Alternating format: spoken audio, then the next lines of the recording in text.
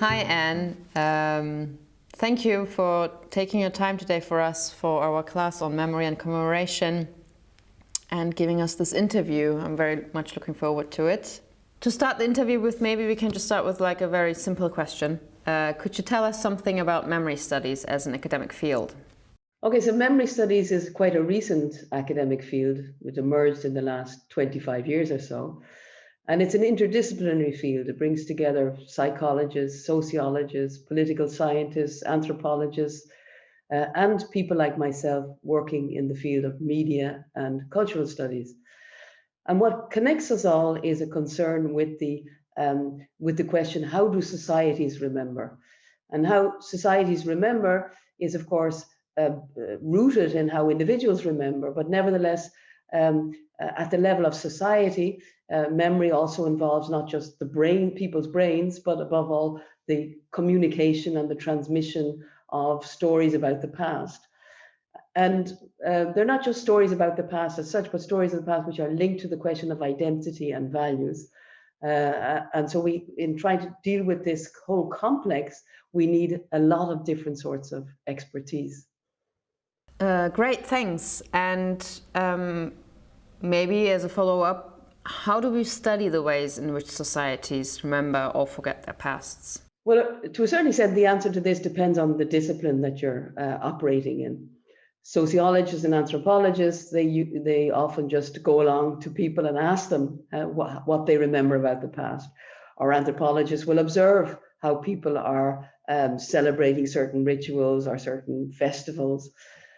Coming from the field of cultural memory studies, because I'm interested specifically in how cultural forms and forms of mediation help in the shaping and sharing of stories about the past, I look at things like texts, images, monuments, to see what they tell us about what people's ideas about the past were, to see also what sort of stories these artifacts are telling us about the past.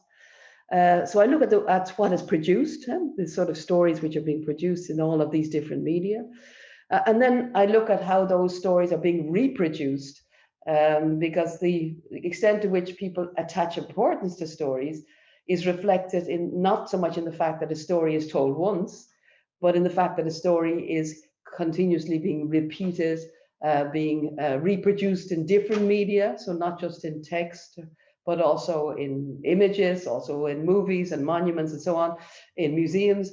And so you see the importance reflected in the intense way with which people express their attachment to certain topics and to certain ways of interpreting it. So I observe, as it were, memory in process by looking at the reproduction of stories across different media.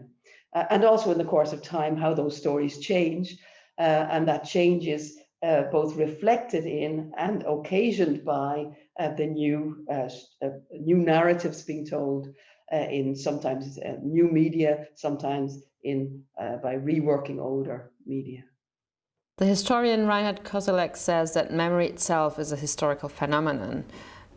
Could you explain to us what that means? Okay, so there's one way of looking at memory, which is to see it as an anthropological constant, that every society has some sort of form of ancestor worship. And I think it would be true to say that we don't know any cultures which don't, in some way, have a relationship, cultivate the relationship with their ancestors and tell stories about their origins and about the life after death.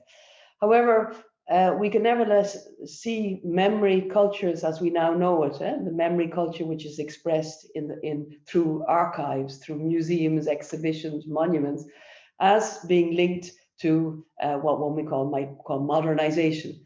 And this is the point that Reinhard Koselleck was making.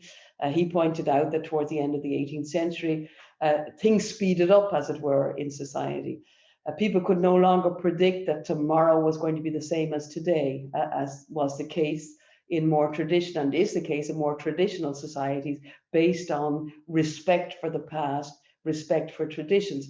What we see in modernization is that the world, the landscape is changing very fast with urbanization, industrialization, migration, and all of those things that we connect to modernization. They make it more difficult to see the world in terms of just continuity. And so what Kozelek describes as being characteristic of the modern world is this discontinuity between past, present, and future. And as society changes, we constantly try to go back to the past to, as it were, reconnect with the past and try and create some sort of basis upon which we can imagine a future which we know, however, is unpredictable, because history is now telling us that the world is full of change. And in many ways, we can see that this, what we call modern memory culture, so the memory culture which is about an active investment in material carriers of memory. We can link this to modernization. And in that sense, the self-evidence with which we look at memory today, we think that memory is always there, and it's normal to have monuments, it's normal to have archives and exhibitions and so on. We could say it's not normal, and this is rather a product of a society which is responding to change and therefore looking more for roots in the past. As long as this continuity was assumed, there was less need to go to so much trouble to produce stories about the past. So in this way, this is behind Kozelek's idea. Great. And would you say that there's a difference between history and memory? History and memory are very closely related terms. They clearly both have to do with the relationship with the past. And nevertheless, I think it's extremely important to continuously think about both the things they have in common and they are the things that distinguish them. I mean, basically, the most crude distinction would be to say history is what happened in the past. It's the past as it really was. And memory is the relationship we have in the present to the past. If we look at it from that perspective, we can say history is very different from memory. At another level, however, we could always say that history too is a form of memory, in the sense that what we know about the past is dependent on our systems of inquiry and the evidence that we have, so that it too, in a sense, is a construction. And there is an argument to be made for saying that history, historiography in the sense of history writing, historical inquiry, is another part of memory production. However, even if we go to that route, and as I said, there's a lot to be said for that, we will still have to realize that within the whole range of activities which we can link to memory production, history has a very particular function. It's one which is based on disciplined inquiry, based on expertise. It's based on truth claims.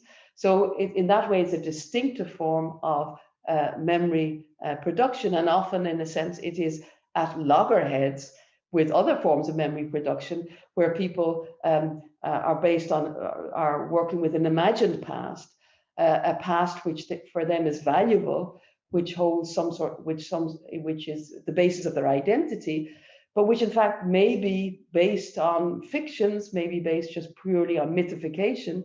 And so what we often see is that within this bigger constellation of memory production, that historians often have the role of being critics of memory. And the philosopher Paul Ricoeur talks about a dialectic between history and memory, which I find very useful. And he points out that history often provides criticism of memory, but also provides new evidence and develops a new archive, which allows us to tell different sorts of stories, so that we don't just get caught in the reproduction over and over again of the same sorts of stories. He also says, however, that history has its limitations, because if we only say we're only going to talk about the past in terms in the way in which it's in ways that is based in evidence, we may lose sight of what is relevant and what is important to know about the past. And so other forms of memory production through literature, through oral storytelling, may actually be also very important as a corrective to history, by putting on the agenda topics which historians haven't yet noticed, or for which they don't have evidence, but for which society thinks are important. So then why do we study the history of silence concerning certain historical events? And to what extent are silence and forgetfulness interconnected, you think? We've talked so far about memory, right? It's all about remembering the past, telling stories about the past. But from early on in memory studies became evident that you cannot talk about remembering without talking about forgetting. Remembering is always selective. So we always leave out things. In order to tell any story about the past, we have to leave out things. Most of the things we leave out are just simply not important. But as time passes, we realize that certain things are being left out because we didn't notice them, because, for example, we were caught in certain hierarchical modes of thinking, which meant that we dismissed certain topics. For example, the history of European colonialism has been left out of a large part of the memory making within Europe because people, you could say, didn't notice it. It was forgotten. And as long as people didn't notice that, we remain silent about it. It's become clear in the last decades, however, that certain groups who feel themselves marginalized in those sorts of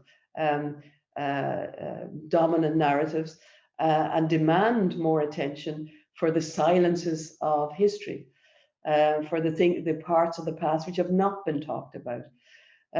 People demand to be acknowledged because these, of course, are identity narratives. And in that demand for acknowledgement, we have a breaking of the silence. However, silence is not broken in any easy way. It's not like turning on a light switch and say, we didn't talk about it yesterday and we'll now talk about it today. I'll turn on the light switch. It's much more a gradual process of a gradual recognition that certain topics are there, that there are known unknowns, that they're there, that they should be investigated. And then there's a question of how do you find ways of talking about them? Because if your traditional ways of talking about the past have been following the same model time, generation after generation, and you've got new sorts of topics, how do you find models for talking about them? So we see that actually it takes a long time for example, the story of slavery, the story more generally of European expansionism, to enter into the consciousness of Europeans, whereas clearly they were in the consciousness of other groups all along. So we have this constant back and forth between memory and forgetting, with the need then to look for new ways, new archives, but also new ways of talking about topics which have been hitherto occluded. Thank you for this very elaborate answer. Do you think that memory is always concerned about victimhood and suffering? I would certainly say that since the Second World War, we could say that memory cultures have been dominated by victimhood and suffering. We could speak even of a traumatic paradigm, the idea that history is where it hurts. The significant parts in history are those parts where people suffered. And that, I think, reflects the fact that memory studies has been very much influenced by the Holocaust, or more specifically by our attempts to deal with the extraordinary events of the Holocaust and to find a way of talking about them and to give them a place in our self-understanding. As a result of this, however, you could say that the traumatic paradigm came to dominate all fields of inquiry within memory studies. Whereas, in fact, if you bring a historical perspective to bear on memory studies and do work in the 19th century, as I have done, then you realize that, in fact, the traumatic paradigm is actually a recent a transformation of memory cultures. And that, in fact, if you look back at the 19th century, what we see is much more an emphasis on celebration, on the commemoration of things to be proud of, or looking at heroes to be whose example is to be followed, right? So it's much more a positive history which is being told. Of course, later on, particularly after the First World War, it was realized all these positive histories were, in fact, maybe misleading people into putting their trust in leaders, putting their trust in a certain view of the nation, led them into the trenches of the First World War. So there was a lot to be suspicious about in this celebratory mode of memory making. As I said, since the Second World War, we've emphasized much more the traumatic. However, I think we're now beginning to move into a new phase, and I'd like to think we're moving into a new phase, when we're beginning to count the costs of this incredible emphasis or this overemphasis on the traumatic and on victimhood. Because we could see that this is also feeding into the idea that identities are based only on the fact of being a victim, rather than, for example, on agency, on the sense of what have you done and what might you do in the future. And so in recent years, there has been a revisiting, I think, of this notion of the traumatic, and particularly in the field of where my own research has been in the last years, and that is in the field of looking at memory and activism, and how we actually have alternative traditions of memory production, which are not based on war and on suffering and on gross violations of human rights, but rather on the transmission of histories of resistance, national resistance, if you like, that was part of the 19th century, but also resistance on the form of civil resistance of that of citizens demanding their rights. There are also stories which can be told about and histories which can be explored relating to the to civil resistance, and as my work has been showing, there actually has been a very rich memory tradition among activists who are passing on stories which are much more positive, which are about inspiration, sometimes about heroes, but nevertheless of a different nature than the monumentalizing heroes of the 19th century. So yes, trauma and victimhood has definitely been dominant, but we should be very cautious about seeing it as the only way of approaching memory. Thank you. Everyone is speaking about memory politics, and you often hear it here and there. What is meant by memory politics? Memory, as I suggested, collective memory, has to do with collective identity and the notion of shared values. What connects people? And at a certain point, in trying to define what connects a group, the question of power comes into the picture. Who gets to decide who the group is and what are the values that that group supports? This is obviously in the case of public statues, right? You need resources, you need financial resources to build a public monument, but above all, you need the permission of, say, city authorities who will allow you to use public space to give expression to a certain story. And I think now that we look at the urban landscapes filled with monuments, that we can see that they have been the expression of certain elites, of people who were in power and who got to determine what was the story which defined the society. And this is, I think, the power politics behind the definition of what is now the story we all stand behind. This is what is the general picture of power of memory politics. However, we can also be a bit more specific. We also can find certain governments who have really tried to intervene, not just by supporting the erection of monuments, but also by dictating what stories may be told are not told about the past.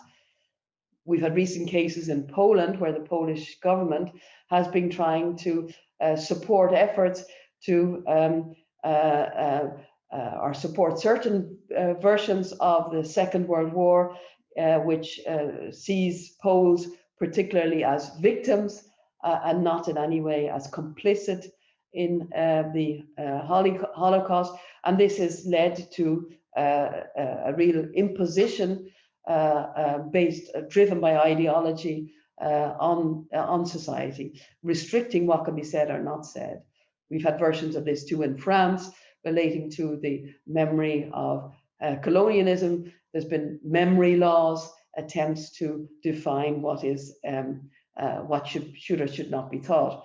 So once you have these sort of attempts to define top down what should be remembered, you can inevitably expect resistance from groups who say, no, this is not the entire story.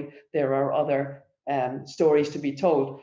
This, of course, is dependent on freedom of speech, and unfortunately, in certain countries, freedom of speech is no longer respected, and that makes these sort of debates about the past extremely difficult. Thank you, Anne. Could you also tell us something about how commemoration works and how does it relate to the nation? I mentioned earlier on how the 19th century saw the rise of an intense investment in memory, in the arts, but also in institutions of memory. I linked that in the first instance to modernization. But of course, modernization itself is very closely linked to nation building, and the idea of the nation state being, as it were, the social formation par excellence of the modern period. So, if you like, the emergence of a modern memory culture went together with the emergence of modern nation states. The idea that societies, our states, should be founded on a national culture, and that national culture was rooted in the idea of sharing a common past. The big theorist of nation building, Ernest Renan, wrote a very influential article in 1882 called "What is a Nation?" And he was very explicit. He said that nations are a plebiscite, an everyday plebiscite. We continuously have to agree that we will stick together, that we will work towards the future together, but that working towards the future and that living together was always based, he said, in the idea that we had shared a past. And so in a sense, this investing in common narratives has a very close relationship with nation building. And of course, as nations change, so too does a memory, because nations were not just made in one go, they're constantly being remade as time passes. And I think it's very interesting at the present moment to think about how many modern European nations are being forced to remake themselves in response to migration, because if you have a sense of the embodied presence of other cultures, people with a background not in the same territory, but a background, say, in North Africa, then you have to rethink the question of memory and what sort of stories you're going to tell about your shared past. This is, I think, a real challenge for contemporary societies. It's also a challenge, but it can also be turned into a very productive challenge if societies get to grapple with, for example, the history of colonialism and the history of slavery, and use that as a way of refiguring the national narrative in a much more inclusive way. Thank you. But if all societies have a need to commemorate the past, why do you think then commemoration is often so contentious? Okay, so I just mentioned Ernest Renan, who talked about having a shared past as being a condition for nation building, a sense of solidarity between people. What he also said, however, is that remembering and forgetting always go together. He said, for example, that all French citizens would have to forget the massacre of St. Bartholomew, the massacre of Protestants by Catholics, because he said if you kept on reminding yourselves of the things that divide you, then you couldn't live together. The question arises, however, who determines what you forget, right? What you push under the carpet. At a certain point, people realize that there's things which have been forgotten and which are important, and they want to then put them back on the agenda again. And this leads to contention. That's why memory is something which is dynamic, which is contested, which changes as time passes. And I think that's really an important thing to realize, because a lot of people think that memory is something which was shaped in the past and it's about the past. I've been trying to suggest that it's rather about our relationship to the past, and that relationship changes as contemporary society changes. A clear example of contention could be found in Spain, right? When Franco was in power, right after the Civil War, right up until 1975, his version of history dominated in Spain. His version of the Civil War, you could say it's a cliche example of history being written by the victors. But once Spain moved into the period of transition, the transition to democracy, initially there was an agreement to leave it, not talk about the war, as it were, to leave the things unspoken. But gradually this was experienced as an untenable situation, and those whose history had been erased, repressed, not given any recognition in the public sphere, demanded recognition. And so what we see in Spain in the last, gradually since 1975, but increasingly in the last decade, is a real contention about who gets remembered and why. And of course, this is linked to the notion of who are we? What sort of a society have we become? What sort of society were we? What sort of society have we become? What sort of society do we want to be? And so as nations change their composition, they also change their view of the past. So this is an ongoing process of revision. And sometimes the revisions are very gradual adaptations of the main story. In other cases, they demand a real radical revision and radical debate. This seems to me not abnormal. On the contrary, it seems to be par for the course for memory, because it is important to people's identity and sense of value. And we also hear a lot about multidirectional memory, for example. What's the meaning of this term? And do you think it's a useful concept for studying processes of cultural memory in a globalized society? Before I talk about multidirectional memory, let me say something about what we mean by globalized societies. Right? It's, I think, obvious that that nations are still important, and they shape still a lot of memory politics and a lot of memory practices. But that we are also living in what you might call a post-national world. And what I mean by that is a world in which the nation is no longer the only framework in which people define their identity or conduct their lives. Migration has become extremely important. So we have people who are born in one country, who have inherited certain traditions, and they move to a new country. That already gives us much more complexity in the memory landscape than you would have in more traditional national societies, which imagine themselves as being homogenous. They were never quite homogenous, but they imagined themselves as being ethnically homogenous. So we have a much more complex and entangled world.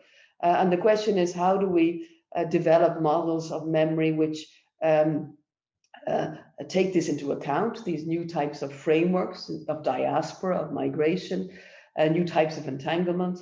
And so we're looking still for a vocabulary in order to analyze these dynamics.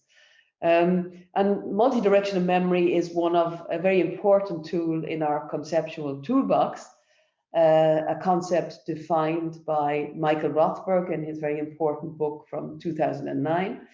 And basically his point is that one group's story can provide a model for helping another group to tell its story, right? It provides a platform and a vocabulary for talking about topics which have not yet been brought into a public spotlight. The example he used particularly is the Holocaust, which in the 1950s and particularly since the 1960s has become a very talked about topic and has yielded a lot of new models for producing memory. The question of the eyewitness testimony, for example, is a particular genre which is very tied to our attempts to work through the memory of the Holocaust.